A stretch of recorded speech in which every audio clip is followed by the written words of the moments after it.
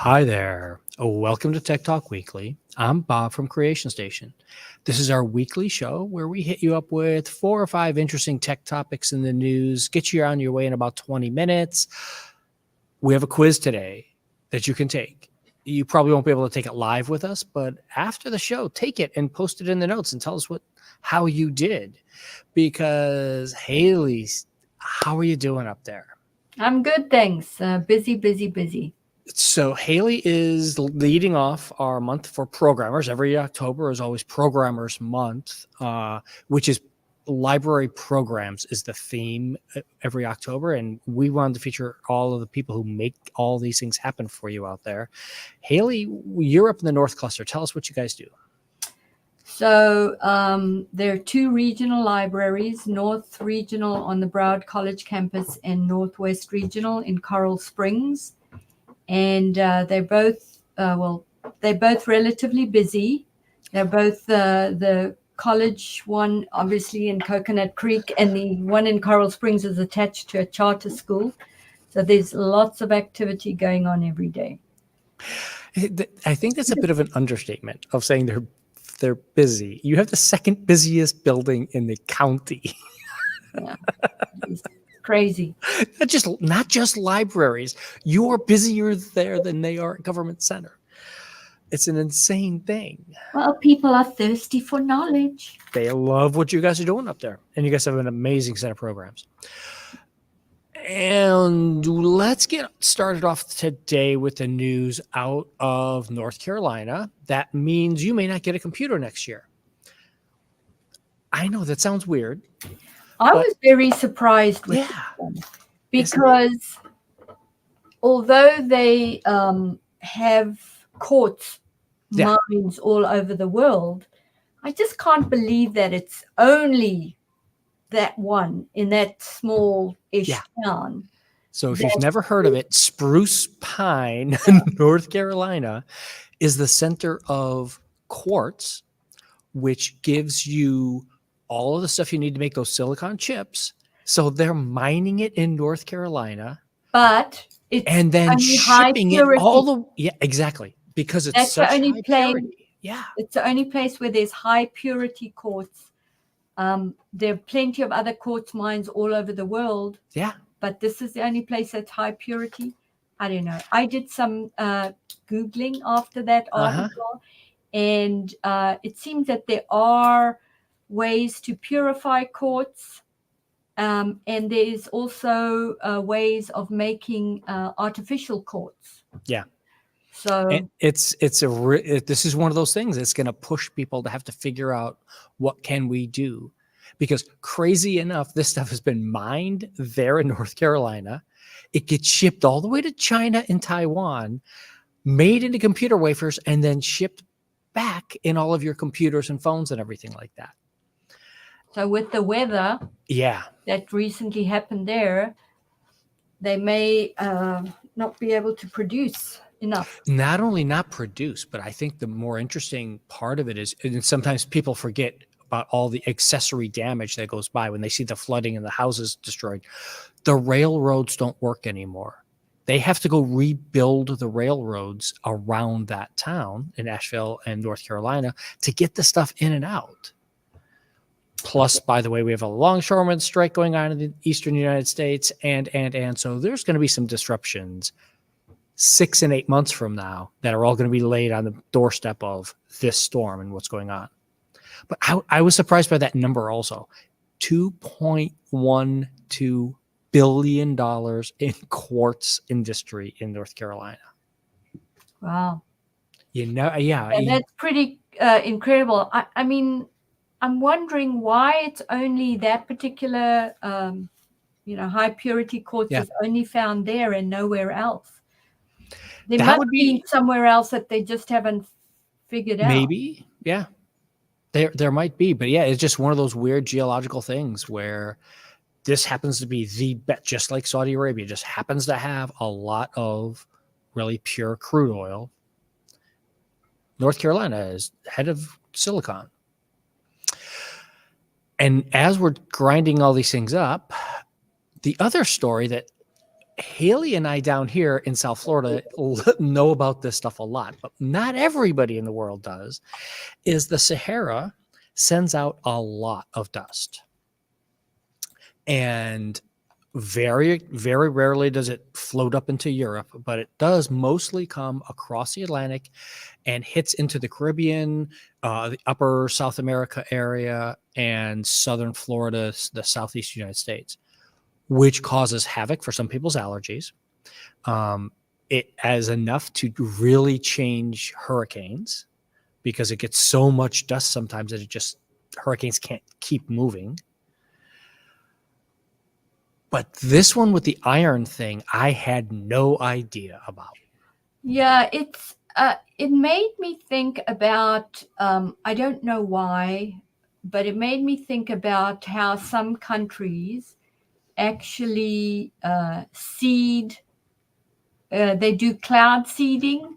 Mm-hmm. I don't know why. I looked into that to see if it was what they seeded it with, but it's not iron. So No. I don't know, just that popped out in my head. But it is quite fascinating that we've discovered the benefits of this dust plume. Yeah. And how it really drives absolutely everything. And it makes me wonder if this was intentional by the universe creator, or is it a side effect?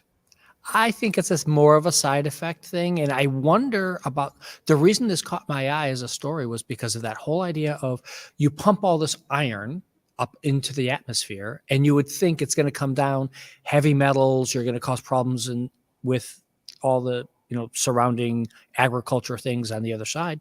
And it turns out when it's up in the upper atmosphere, it gets hit with enough radiation that it changes it fundamentally so that when it lands, it can actually seed and help fertilize the ground.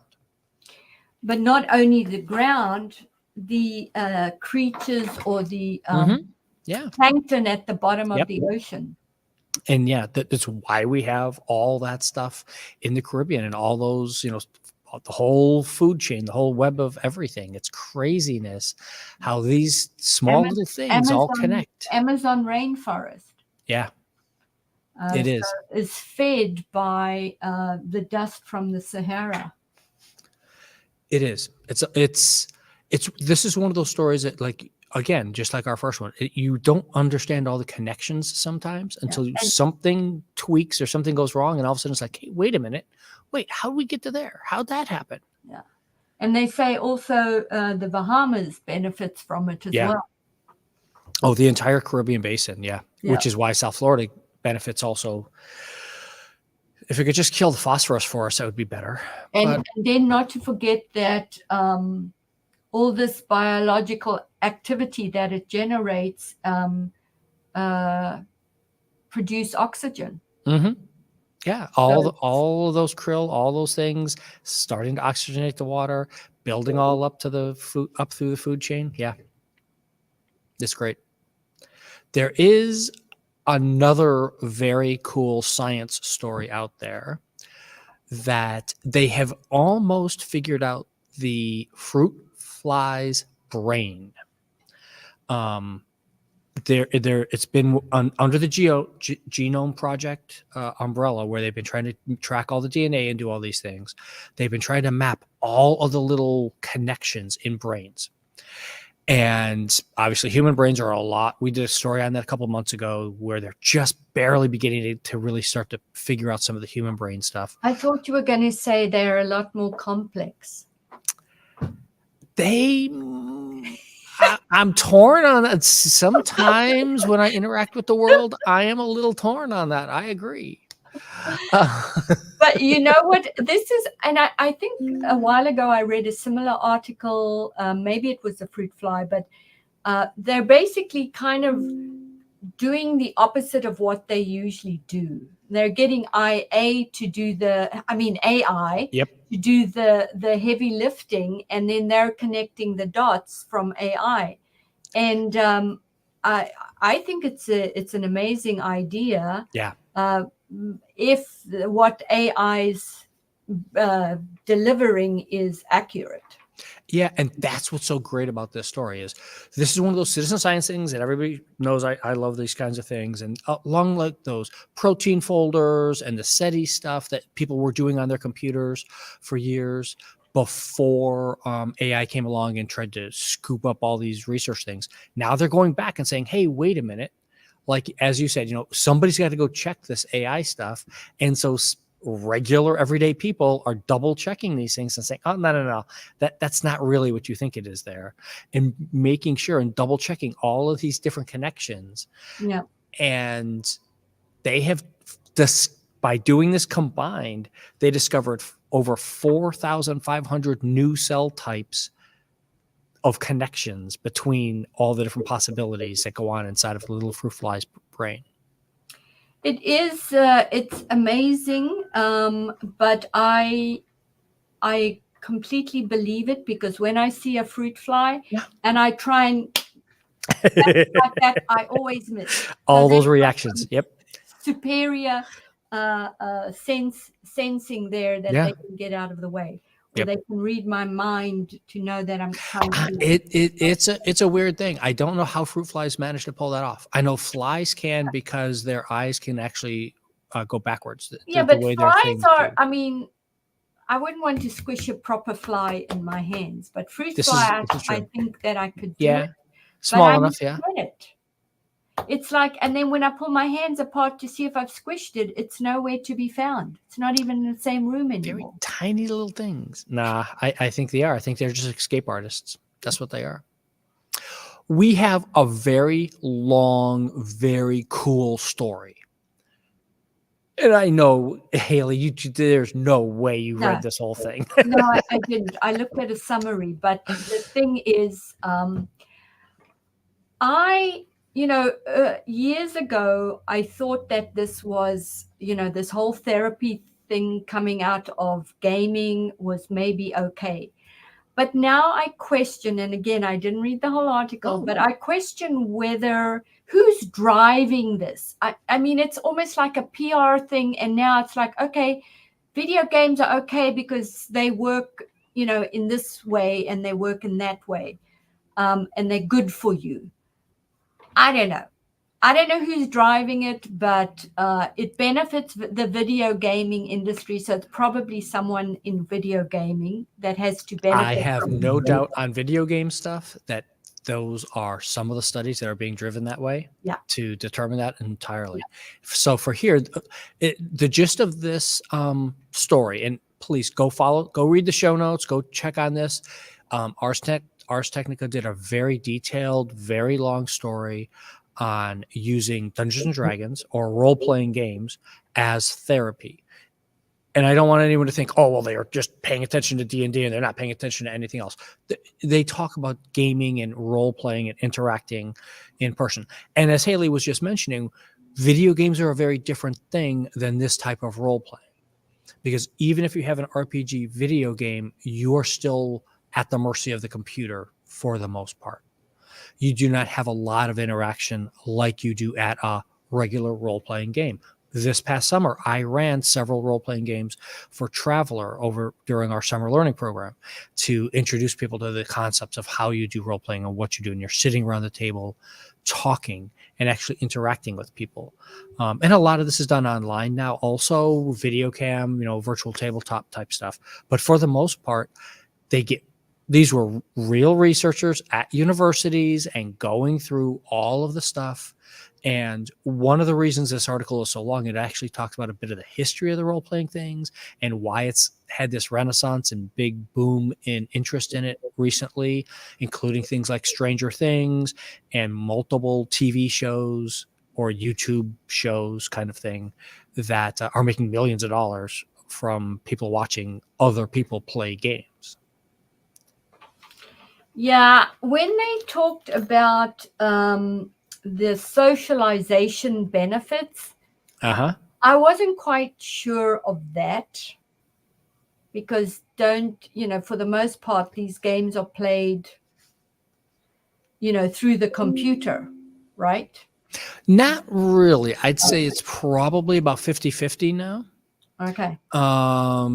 Tabletop role-playing games with people interacting with each other across a tabletop, like we did over the summer. But I run a Dungeons and Dragons game that's it's been online for over 20 years, because we've got people scattered all over the planet now playing with us. So, but it's very interactive, and you have to there's nothing predetermined. It's entirely up to the individual people to talk and interact and do those things. We're never going to cover this whole story. We could do an entire show just on this topic. I do want to hit you up on this one, though, Hayley, because this last story just flummoxed me. And I'm like, this just is not. So, do you think you have common sense, Hayley? Well, I like the fact, I'd like to think yes.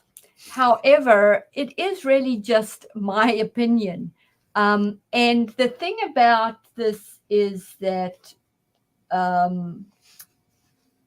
don't think it was a very in-depth study, or, from what they did at, I guess it was the University of Pennsylvania. Mm-hmm. I don't know. I don't know how you can measure it, because common sense is it changes wherever you go. So I don't know that you can necessarily measure it. I know a lot of things happen to me on a day-by-day basis, and I think, oh my gosh, isn't that common sense?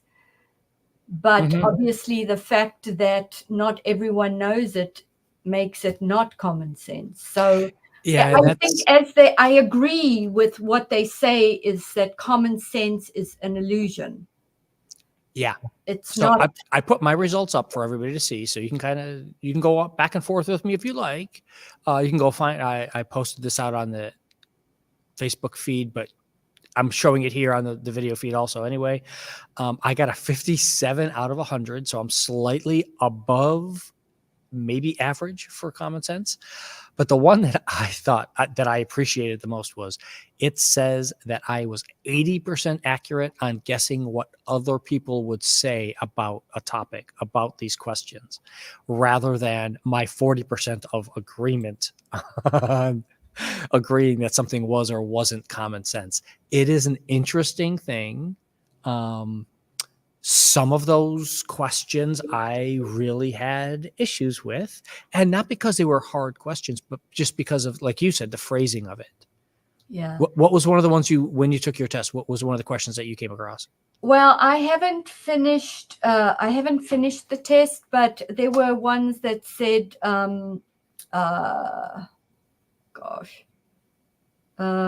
time heals all wounds. Yeah. Like I wouldn't have thought that was a common sense thing. No, that's just an opinion. Yeah, that's not common sense. Yeah. And there was one about every rose has a thorn.